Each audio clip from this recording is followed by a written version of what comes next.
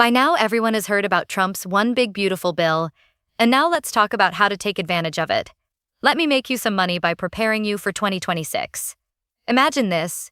You've got $1,500 to invest in 2026, and the financial landscape just shifted with Trump's new laws and executive orders. The rules of the game aren't the same anymore, and if you play it right, you can score way more than before.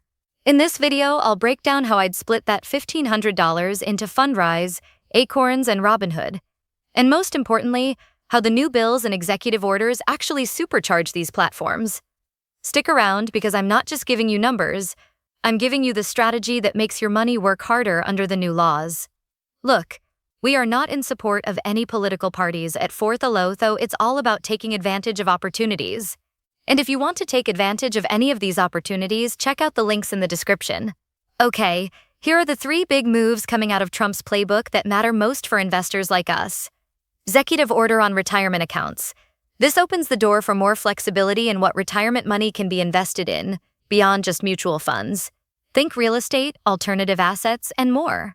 Tax cut extensions. Lower taxes, more money in your pocket.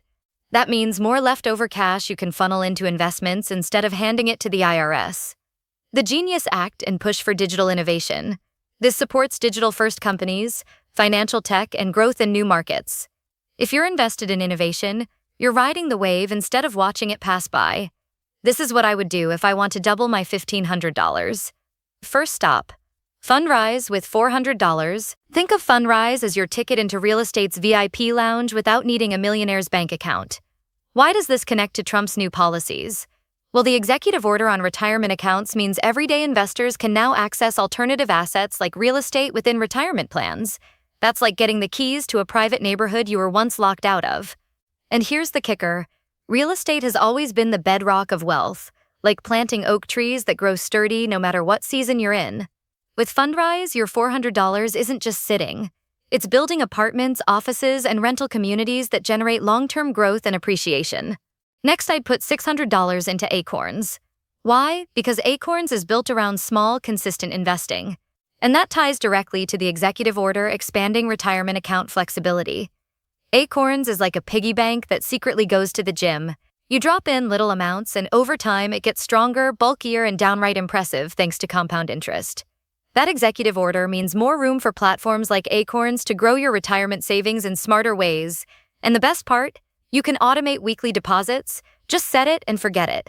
Your money is quietly multiplying in the background, like planting seeds and letting the forest grow. Finally, I drop $500 into Robinhood. This is where the Genius Act and tax cut extensions really shine. The Genius Act encourages growth in digital-first companies and tech innovation, and Robinhood gives you access to buy into those very companies early.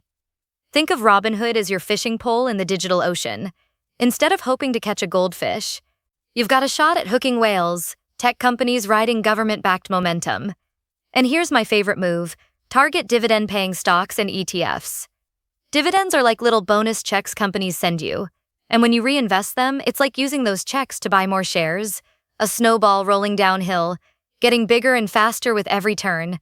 Combine that with tax cuts giving you extra cash to reinvest, and Robinhood becomes a personal wealth machine. So why split it this way? $400 Fundrise, $600 Acorns, $500 Robinhood? Because each part of this portfolio is directly boosted by the new laws. Fundrise thrives from retirement flexibility and real estate advantages. Acorns benefits from retirement order changes and makes small contributions snowball. Robinhood shines under tax cuts and the Genius Act by tapping into digital innovation and dividend compounding. It's like building a 3-legged stool: real estate, automated savings, and tech investing. Each leg is sturdy on its own, but together they hold you steady for the long haul. So if you had $1,500 to invest in 2026 under Trump's new laws, how would you split it? Would you go heavier into real estate with Fundrise, play the long game with Acorns, or chase innovation and dividends with Robinhood? Drop your answer in the comments. I'll pin the best strategies so we can all learn from each other. And hey, if this gave you some new ideas, smash that like button, subscribe, and let's keep building wealth smarter, not harder.